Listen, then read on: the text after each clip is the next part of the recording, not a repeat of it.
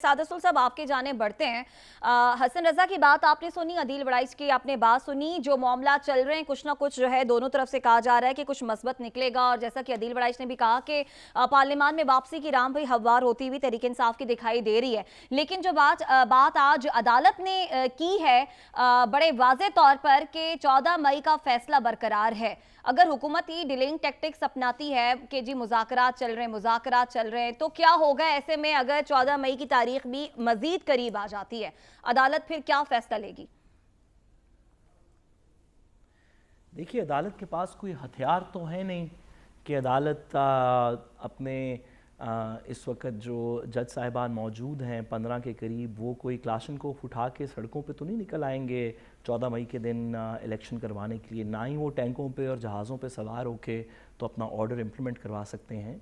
अदालत ऐसी सूरत के अंदर अपनी कंटेम्प्ट की पावर्स एक्सरसाइज करेगी। वो सियासतदानों के ख़िलाफ़ करे, ब्यूरोक्रेट्स के ख़िलाफ़ करे, रोज़ के रोज़ करे, रिस्ट्रेन करे। अदालत के पास यही एक इसमें से चारा रह जाएगा। अदालत अपना ऑर्डर रियासत के थ्रू इम्प्लीमेंट करती है, हुकूमत के थ्रू इम्प्लीमेंट करती है, ख़ुद तो कर नहीं सकती। जो बात अभी की जा रही है, अब देखिए, हमें थोड़ी सी, मैं बसद एहतराम गुजारिश करूं, कभी कभी मीडिया में बैठ के क्योंकि हम 6 बजे की ख़बर, 9 बजे की ख़बर, 12 बजे की ख़बर, इतनी एक साइकिल के अंदर चल रहे होते हैं कि जो लार्जर पर्सपेक्टिव है मुल्क का, जमहूरियत का, तारीख़ का, लेगसीज़ का, फ्यूचर का, ये हम भूल जाते हैं। देखिए, राना सनाउल्लाह और ये जो अताउल्लाह तारड़ साहब हैं, इस तरह के लोगों से तो कभी भी आइन की पासदारी पूरी तरह एक्सपेक्टेड नहीं थी। ना माजी में राना साहब को कोई आइन का ज़्यादा ख़ास ख्याल था जब वो लॉ मिनिस्टर पंजाब के थे। हमने मॉडल टाउन जैसी चीज़ें होती देखी, तो मेरा ख्याल है उनसे तो एक्सपेक्ट नहीं किया जा सकता था। लेकिन जो वकला हज़रात, अटॉर्नी जनरल साहब, हमारे लॉ मिनिस्टर आज़म तारड़ साहब, इनका पूरा ग्रुप, जो एहसन भून साहब और दीगर इस तरह के लोग हैं, जो अपने आप को आइडेंटिफाई करते थे कि हम आसमा जहांगीर साहिबा मरहूम के ग्रुप से हैं, हम उस ग्रुप के ख़िलाफ़ हैं जो आमरीत के साथ रहा, हम अली ज़फ़र साहब के ख़िलाफ़ हैं, हम फ़ारूक नसीम साहब के ख़िलाफ़ हैं, हम इस तरह के तमाम लोग जो किसी वक्त रियासत के डिफेंस में रहे, हम उनके ख़िलाफ़ हैं। उनकी तो कोई इज़्ज़त नहीं, वो तो शरीफुद्दीन पीरज़ादा वाला ग्रुप है। हम वो हैं जो जमहूरियत में एतज़ाज़ एहसन साहब के साथ, आसमा जहांगीर साहब के साथ चले। लोग इसी बात पे उनकी चलें। वकालत का जितना नॉलेज है वो तो हम जानते ही हैं, कुछ इज़्ज़त करते थे।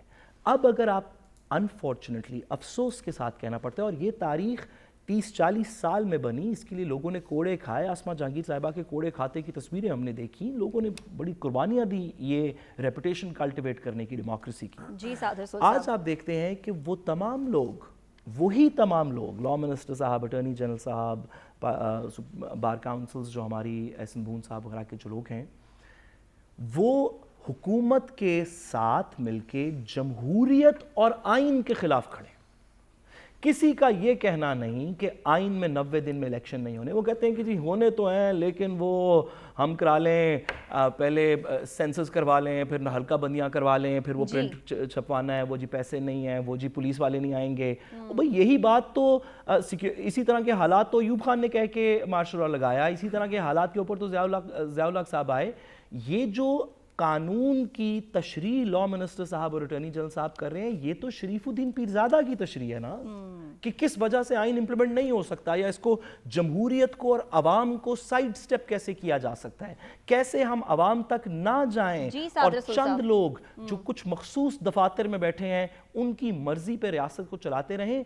बहुत अफसोस के साथ कहना पड़ता है कि लॉयर्स के अंदर ये लेगेसी अब चेंज हो गई है। जो 30, 40, 50 साल में बनी थी, वो मेहरबानी करके इस सेटअप ने चेंज कर दिया। ठीक है, फिर जो बात इलेक्शन की हो रही है ना, इस पर भी अदालत ने आज कहा कि हुकूमत को नेक नियति शो करने के लिए, दिखाने के लिए कुछ ना कुछ तो करना पड़ता है।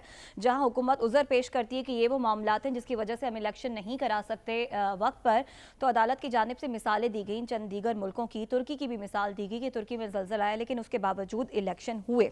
बहरहाल क्या होगा अगर इलेक्शन ना हुए, तो इस पर अदालत के पास जो इख्तियार है, अदालत वो इख्तियार इस्तेमाल कर सकती है। सादसुल साहब, आपकी राय के मुताबिक